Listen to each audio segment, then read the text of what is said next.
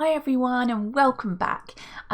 If you remember, we are reading 5 on Kirrin Island again, a famous 5 story. We're just about to read chapter 2, but a quick recap of what happened in the previous chapter. So we met George and Anne, who are cousins.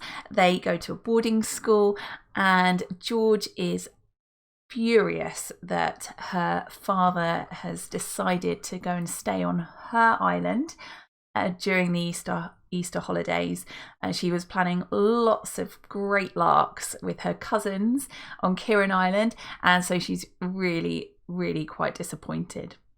So let's find out what's going to happen next. The girls and they are gone to meet their cousins in London. Chapter 2, back at Kirrin Cottage. Julian, Dick, Anne, George and Timmy went straight away to have buns and ginger beer at the station tea room. It was good to be all together again. Timmy went nearly mad with joy at seeing the 2 boys. He kept trying to get onto their knees. "Look here, Timmy, old thing, I love you very much and I'm jolly glad to see you," said Dick. "But that's twice you've upset my ginger beer all over me. Has he behaved himself this term, George?" "Fairly well," said George, considering. "Hasn't he, Anne? I mean, he only got the joint out of the larder once, and he didn't do so much harm to that cushion he chewed. And if people will leave their galoshes all over the place, nobody can blame Timmy for having a good old game with them." "And that was the end of the galoshes, I suppose," said Julian with a grin. "On the whole, Timmy, you have a rather poor report. I'm afraid our Uncle Quentin will not award you the usual 25 pence we get for good reports." At the mention of her father, George scowled. "I see George has not lost her pretty scowl," said Dick in a teasing voice. "Dear old George, we shouldn't know her unless she put on that fearsome scowl half a dozen times a day." "Oh, she's better than she was," said Anne, hurrying to George's defence at once. George was not so touchy as she had once been when she was being teased. All the same, Anne knew that there might be sparks flying over her father taking Kirrin Island these holidays, and she didn't want George to fly into a temper too soon. George looked at his cousin. "I say, old thing, you're not going to take this business of Kirrin Island too much to heart, are you?" he said. "You've just got to realise that your father's a remarkably clever man, one of the finest scientists we've got, and I think that those kind of fellows ought to be allowed as much freedom as they like for their work. I mean, if Uncle Quentin wants to work on Kirrin Island for some particular reason of his own, then you ought to be pleased to say, 'Go ahead, father.'" George looked a little mutinous after this rather long speech, but she thought a great deal of Julian and usually went by what he said. He was older than any of them, a tall, good-looking boy with determined eyes and a strong chin. George scratched Timmy's head and spoke in a low voice. "All right, I won't go up in smoke about it, Julian, but I'm frightfully disappointed. I planned to go to Kirrin Island ourselves these holes." "Well, we're all disappointed," said Julian. "Buck up with your bun, old thing. We've got to get across London and catch the train for Kirrin. We shall miss it if we don't look out." Soon they were in the train for Kirrin. Julian was very good at getting porters and taxis. Anne gazed admiringly at her big brother as he found them all corner seats in a carriage. Julian did know how to tackle things. "Do you think I've grown, Julian?" she asked him. "I did hope I'd be as tall as George by the end of this term, but she grew too." "Well, I should think you might be a quarter of an inch taller than last term," said Julian. "You can't catch us up, Anne. You'll always be the smallest. But I like you small." "Look at Timmy putting his head out of the window as usual," said Dick. "Timmy, you'll get a grit in your eye. Then George will go quite mad with grief and think you're going blind." "Woof," said Timmy and wagged his tail. That was the nice part about Timmy. He always knew when he was being spoken to, even if his name was not mentioned, and he answered at once. Aunt Fanny was at the station to meet them in the pony trap. The children flung themselves on her, for they were very fond of her. She was kind and gentle and did her best to keep her clever, impatient husband from finding too much fault with the children. "How's Uncle Quentin?" asked Julian politely when they were setting off in the trap. "He's very well," said his aunt, "and terribly excited. Really, I've never known him to be so thrilled as he has been lately. His work has been coming along very successfully." Suppose you don't know what his latest experiment is, said Dick. Oh no, he never tells me a word, said Aunt Fanny. He never tells anyone anything while he is at work, except his colleagues, of course. But I do know it's very important, and I know, of course, that the last part of the experiment has to be made in a place where there is deep water all round. Don't ask me why, I don't know. Look, there's Kirrin Island, said Anne suddenly. They had rounded a corner and had come in sight of the bay. Guarding the entrance to it was the curious little island topped by the old ruined castle. The sun shone down on the blue sea, and the island looked most enchanting. George looked earnestly at it. She was looking for the building, whatever it was that her father said he needed for his work. Everyone looked at the island, seeking the same thing. They saw it easily enough. Rising from the centre of the castle, probably from the castle yard, was a tall, thin tower, rather like a lighthouse. At the top was a glass-enclosed room which glittered in the sun. Oh, Mother, I don't like it. It spoils Kirrin Island, said George in dismay. Darling, it can come down when your father has finished his work, said her mother. It's a very flimsy temporary thing. It can easily be pulled down. Father promised me he would scrap it as soon as his work was done. He says you can go across and see it if you like. It's really rather interesting.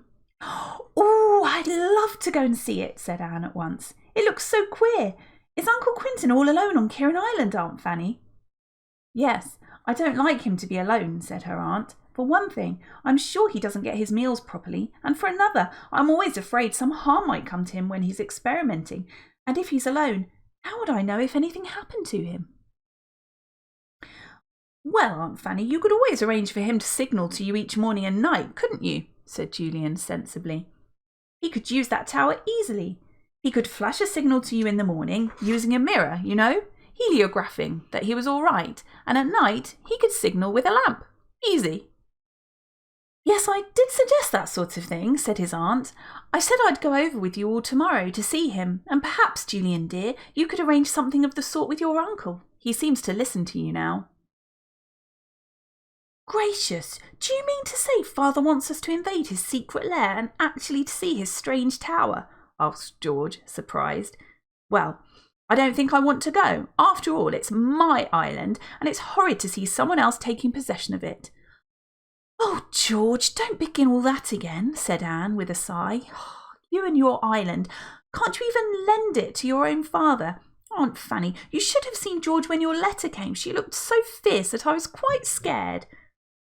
Everyone laughed except George and Aunt Fanny. She looked distressed. George was always so difficult.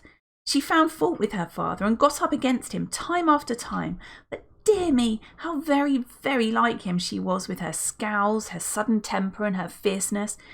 If only George was as sweet-tempered and as easy-going as these three cousins of hers. George looked at her mother's troubled face and felt ashamed of herself. She put her hand on her knee. It's all right, Mother. I won't make a fuss. I'll try and keep my feelings to myself. Really, I will. I know Father's work is important. I'll go with you to the island tomorrow. Julian gave George a gentle clap on the back. Good old George. She has actually learned not only to give in, but to give in gracefully. George, you're more like a boy than ever when you act like that. George glowed. She liked Julian to say she was like a boy. She didn't want to be petty and catty and bear malice as so many girls did. But Anne looked a little indignant. It isn't only boys that can learn to give in decently and things like that, she said. Heaps of girls do. Well, I jolly well hope I do myself. My goodness, here's another firebrand, said Aunt Fanny, smiling. Stop arguing now, all of you. Here's Kirrin Cottage. Doesn't it look sweet with all the primroses in the garden and the wallflowers coming out and the daffodils peeping everywhere? It certainly did. The four children and Timmy tore in at the front gate, delighted to be back. They clattered into the house and, to their great delight, found Joanna, the old cook, there. She had come back to help for the holidays. She beamed at the children and fondled Timmy when he leapt round her, barking. Well, there now, haven't you all grown again? How big you are, Master Julian. Taller than I am, I declare. And little Miss Anne, why, she's getting quite big. That pleased Anne, of course. Julian went back to the front door to help his aunt with the small bags in the trap. The trunks were coming later. Julie and Dick took everything upstairs. Anne joined them, eager to see her old bedroom once again.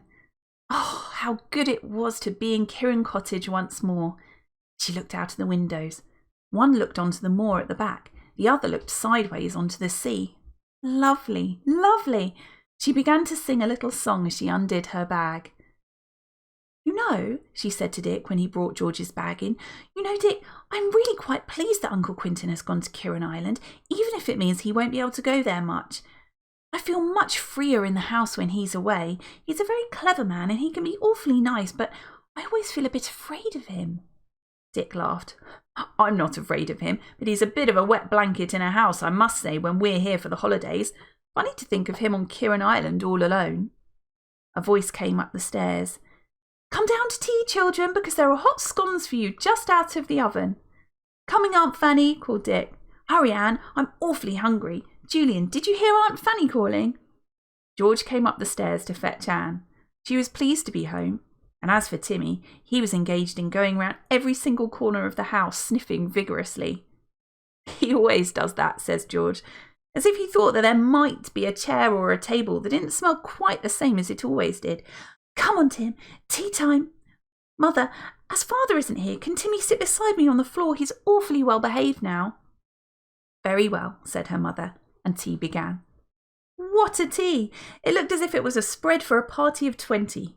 Good old Joanna, she must have baked all day. Well, there wouldn't be much left when the 5 had finished. And that's the end of chapter 2. Thanks very much for watching. See you next time.